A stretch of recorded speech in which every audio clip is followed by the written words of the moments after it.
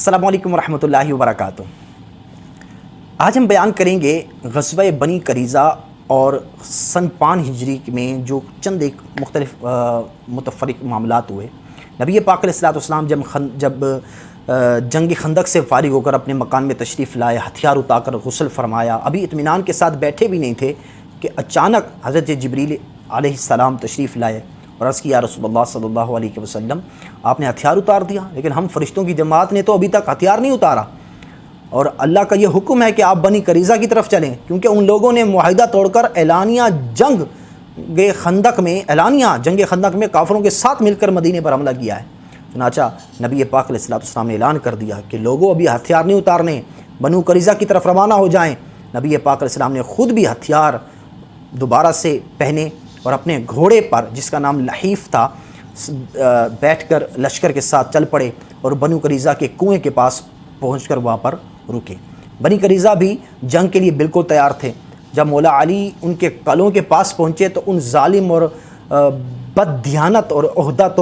وعدے توڑنے والے یہودیوں نے نبی پاک علیہ السلام کو معاذ اللہ گالیاں دی۔ نبی پاک علیہ السلام نے ان کے قلعوں کی گھیرا بندی فرمائی اور 1 مہینے تک یہ گھیرا بندی جاری رہی، اور یہودیوں نے تنگ آ کر یہ درخواست کی کہ حضرت سعد بن معاذ ہمارے بارے میں جو فیصلہ کر دیں وہ ہمیں منظور ہے۔ حضرت سعد بن معاذ رضی اللہ تعالیٰ عنہ جنگ خندق میں کیونکہ ایک تیر کھا کر یہ شدید طور پر زخمی ہو گئے تھے، مگر اس حالت میں وہ آپ گدھے پر سوار ہو کر بنی قریظہ گئے اور انہوں نے یہودیوں کے بارے میں یہ فیصلہ کیا کہ لڑنے والے فوج جو بھی تھے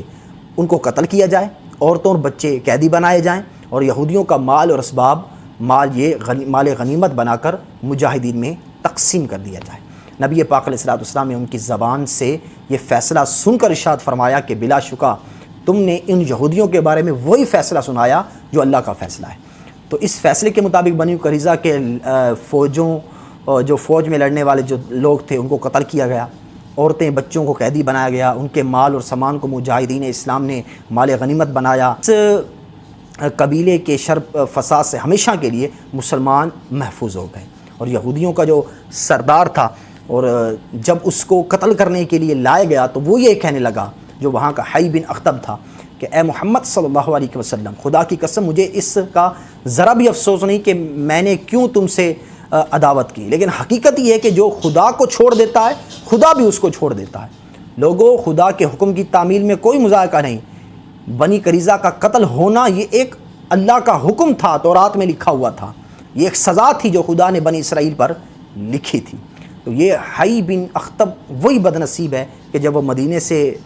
اس کو نکالا گیا اور خیبر گیا تو اس نے یہ معاہدہ کیا تھا کہ نبی پاک علیہ السلام کی مخالفت پر میں کسی کو مدد نہیں دوں گا۔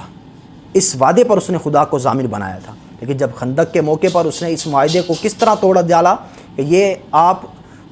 گزشتہ ایپیسوڈ میں نے آپ کو بتا چکا ہوں کہ ظالم نے تمام کفار عرب کے پاس دورہ کر کے سب کو مدینے پر حملہ کرنے کے لیے ابھارا، پھر بنو قریظہ کو بھی معاہدہ توڑنے پر اکسایا، پھر خود جنگ خندق میں کافروں کے ساتھ مل کر اس نے لڑائیوں میں شروع کی۔ تو بہرحال سن 5 ہجری کے متفرق واقعات میں یہ بھی ہوا کہ اس سال نبی پاک علیہ السلام نے حضرت بی بی زینب بنت جحش رضی اللہ عنہ سے بھی نکاح فرمایا۔ اسی سال مسلمانوں پر پردہ بھی فرض کر دیا گیا، اور سن 5 ہجری میں بھی حد قذاف یعنی کسی پر تہمت